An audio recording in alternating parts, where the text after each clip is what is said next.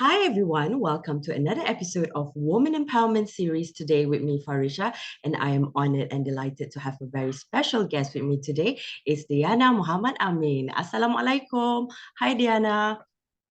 Salam, how are you? Hi, I'm good, thanks for Alhamdulillah. having me.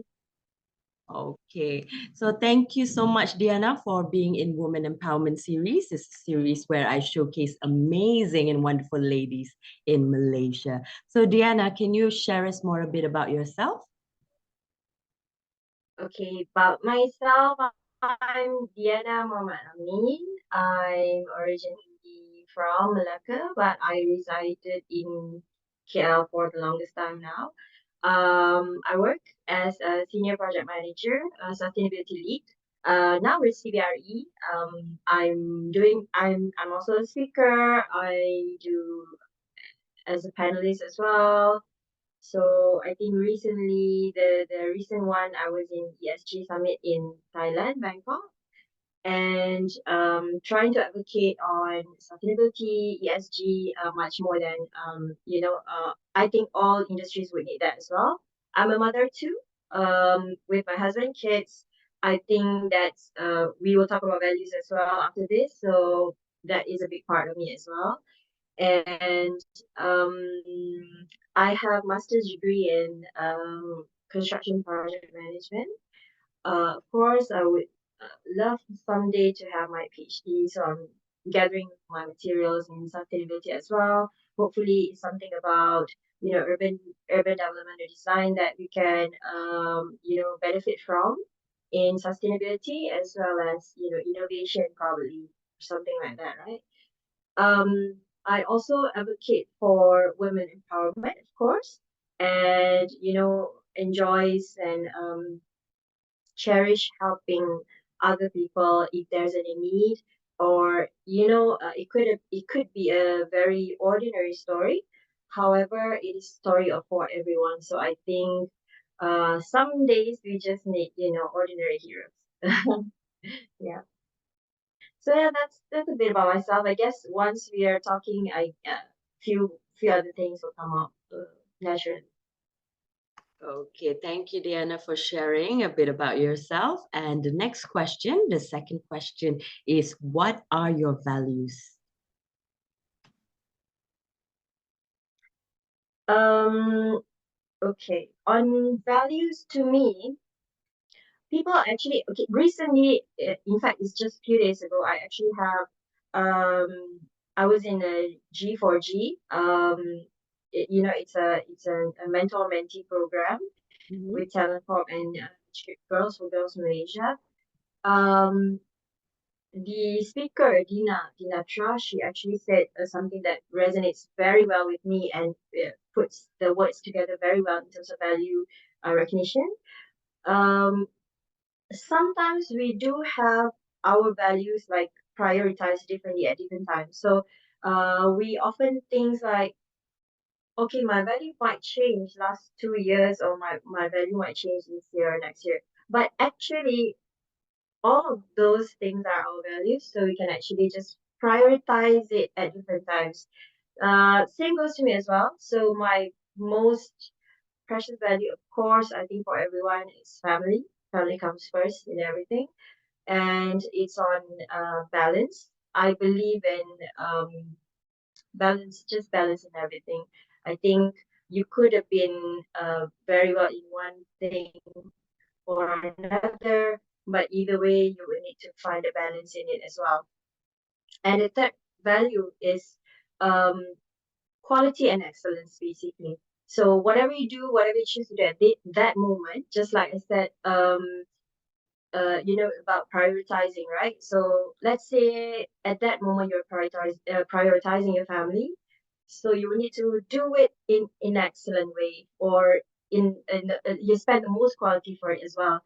For example, when I do my work, I'm very thankful and grateful for my husband to give full support with the family and the kids, taking care of the kids. And then when it comes to my time to really just give quality and spend quality time with the family, I give 110% or maybe 300% for it as well, in terms of like like recently, my son's birthday, I actually reached out to our Malaysian astronaut, Dato Dr. Sheikh Muzaffar, correct? And he was kind enough to actually give a video shout out to my son, because the birthday party that he wanted this year was astronaut and space and science theme. And I actually reached out as well to Pusat Sains Negara, and we actually got the confirmation and approval to be the first one to ever meet the birthday party there. So all those just simple gestures that I just spend some time in between my busy works, schedules, studies and everything, other things. I just split few of the quality times just to ensure I prepared well for my son's birthday. So all those are the ways that I make up for, having it as a quality time, and he would definitely remember it.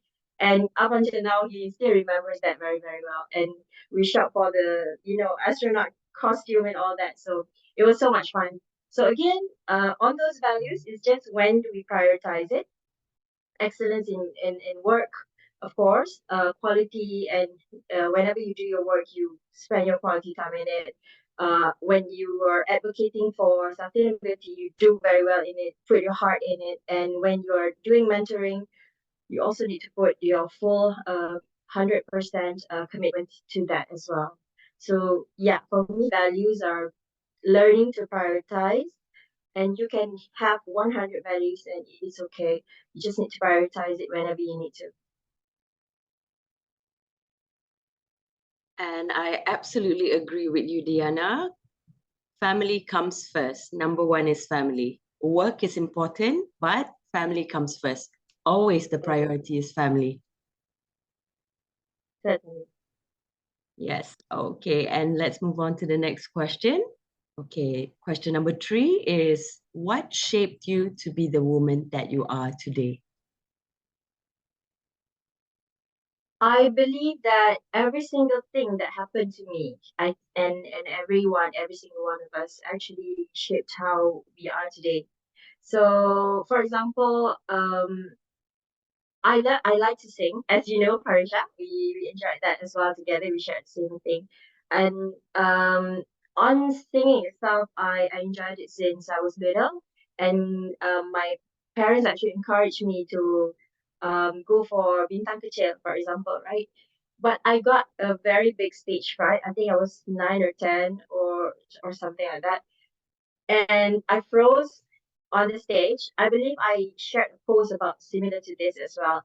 So where I'm going with this is that right after that, my parents actually enrolled me to the Tunas Budaya class or theater class, and learn to have the voice intonation, practices and all those things.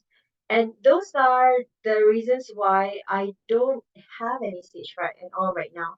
Even to speak or to give speech, to present to any CEOs, I don't have any problem at all right now. So I think it starts from those little pebbles that get thrown, and then it becomes a ripple effect, and it shapes how I am right now. The other thing is like despite I was actually a very active child, and then I got into track and field. I was in MSSM for Malacca as a Malacca athlete, and at one point, we were encouraged to buy the spike, the shoe spike, right? Because we were running, barefooted, and I actually have allergies in my feet. So I need to buy the spike, but it was pretty expensive. However, my parents still bought me the good quality ones, and I wore that, and that actually shaped me to be, the champion that I was. Thus, that actually helped me to get the point to be in the boarding school that I was in as well, to Kukusha College. And the rest is history, as I said in my post as well, in terms of where I was in Kukusha College also shaped me to be the woman that I am. The people that was in there was already filtered to be, best of the best. I'm sure other SVPs and other, MRSMs and other schools as well, just like that as well. Those are the reasons why I think what I am right now is actually based on all those small little, what do you call it? Decisions that was made by my parents, by my coaches, and all those things that if I said no to that, or if my parents actually said no to that, I would still have my stage fright, and I'm not gonna be, a manager that I am right now, or to be a speaker that I am right now. And if I, didn't buy that spike, I probably wouldn't be in Tunku Bishar College and stuff like that. So it is very important not to forget as well. My husband and my kids actually shaped the empathy in me much more than I had before. So, before we were already quite a decent people, quite decent person. However, with kids, I have just different level of empathy, and multitasking becomes a little bit more detailed, I believe, and we put a little bit more how do I say, sense in a different ways of sense in what we're doing just because now we have kids and we have families. So I guess a lot of people quite can resonate with me on that as well. After you become a mother, it's a different challenge, of course, but it's also giving you a different kind of spectrum of perspectives on decision making as well as on, just point of views, basically. So yeah, those are the things that shape me. Parents, family, my kids, my husband. Of course, naturally, the whole pillar of it all, of course, our faith as well. That is very important from before even until now. I think that just guides me towards staying in the right lane. Yeah. Okay, so we have come to the last question for today, the final question. And the last question is, who are your women idols and what are your future plans? To name idols, I thought about this, but I actually don't have any single one in mind. However, I actually have many that comes in their quotes, and I remembered them by what they did or what they said. So I wouldn't go to one person or name one person, women or men, as my idol just to be exactly like that or as an inspiration per se, right? Because I got inspired every day, like by everyone. So by smaller things like whatever in front of my eyes, I will get inspired by that as well. But I can read some of the quotes that I really love, and I go to it all the time, and that's actually grounded me. So of course, as you know, I shared with you as well before. I always go for we rise by lifting others. So I believe that in this competitive world, you shouldn't actually be competing. You actually should be um, cheering for everyone. A similar quote to that is actually here. It's by Emmy Morin. She said, "Be the woman who fixes another woman's crown without telling the world it was crooked." So you can actually be both be queens. You don't actually need to be the only queen in the house or in the family or in the nation or in wherever, right? So we can all be queens. We can all fix our crowns, and we can rise by lifting others. So a few more, of course, Malala Yousafzai. She actually said, "I raise up my voice not so that I could shout, but so that those without a voice can be heard." We cannot all succeed when half of us are not even heard yet. So how can you say that we are a succeeding nation, for example, or succeeding generations, right? A lot of us still have voices that cannot be heard yet. So therefore, even though I think Malala had it, we all know her stories, but I am fortunate enough of what I had growing up as well. However, we still need to lend our voices to the people that doesn't have it. So we have to always be humble and grounded to look back and see what else we can do for the nation, for the generation, for your industry. For example, any other industry would need some extra help, and you do have time for it. I know everyone will say you don't have time for it. You do have time for it. Just find the time for it and then spend quality time for it, not, just I mean, rather than you spend 100 times with a meh result, you might as well just spend one quality time for it, right? So one last one, of course, the recent trends, of course, by Datuk Shayo. So she said, "Don't let anyone tell you are past your prime." So I believe that is also things that we are aging, and I'm now at in my 30s. I'm 36, so I'm 4 years to 40, and we are still kicking well. We're all still queens in our own industry. So I believe there's a lot more that I can help with, and I can assist, and I can offer added value to a lot of other things. Um, yeah, so that's where I am right now. So as for future plans, um, once again, education is very important as well. So at any given time, if there's opportunity, I would like to pursue simply to add value to the industry as well, the nation, the academia.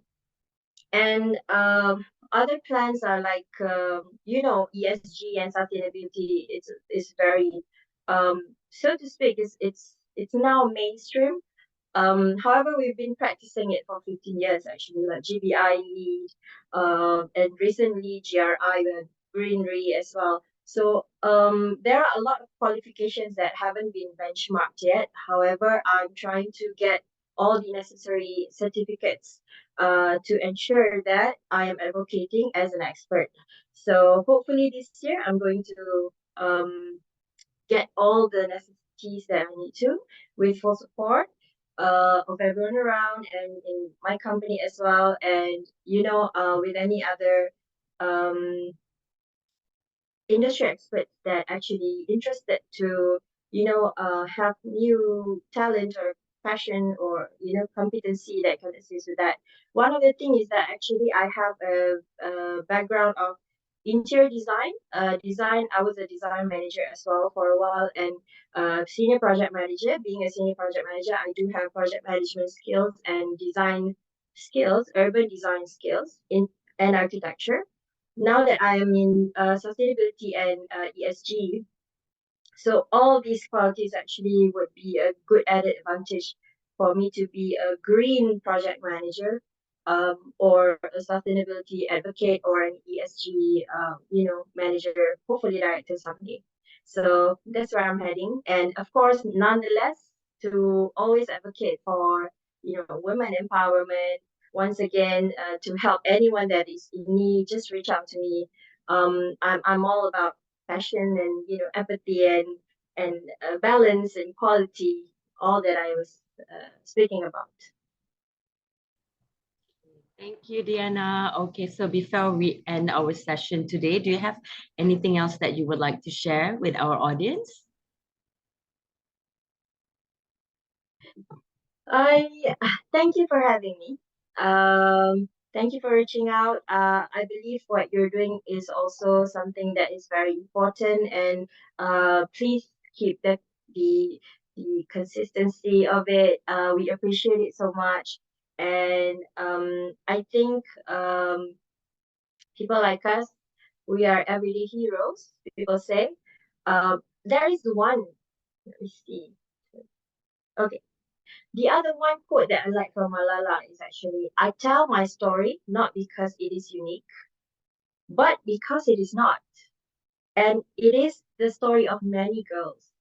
So nothing too extraordinary in my story, probably. I didn't go to the moon, or I didn't do this and that and that. However, it's the everyday story that needs to be told as well, to know that you're not alone. we are all not alone. We experience it every day. We have hiccups and we just need to go back up. I had my career pause as well, just to prioritize on family. And I didn't regret it. I love it so much. And I got a quality time for both of my kids, my boys. So all both of them, I actually had 6 months quality time with them as well. So that is mandatory to me. So I've been very grateful with the supports that I have and the values that I prioritize. And now it's time for me to give back. So I think it is I'm all about reach out for whatever good cause that can help others, especially the next generations. With Malaysia Madani, and then we also have a lot of things that we need to advocate for biodiversity. Actually, COVID is just a small problem compared to biodiversity collapsing. So we can talk about that in another time. Yeah. Thank you, Farisha. Thank you, Diyana, for being in Women Empowerment Series. And for those of you who would like to reach out to Diyana, you can follow her on Instagram, on Facebook, and on LinkedIn too, yeah? Yeah, I believe Facebook not so much. LinkedIn definitely. And Instagram, yeah, definitely. Yes. Catch up with you soon. All right. Okay. Thank you, Diyana. Okay. Thank you, everyone. Okay. Bye. Selamat Ramadan. Okay. Selamat menyambut bulan puasa. Bye. Bye. You too. Bye.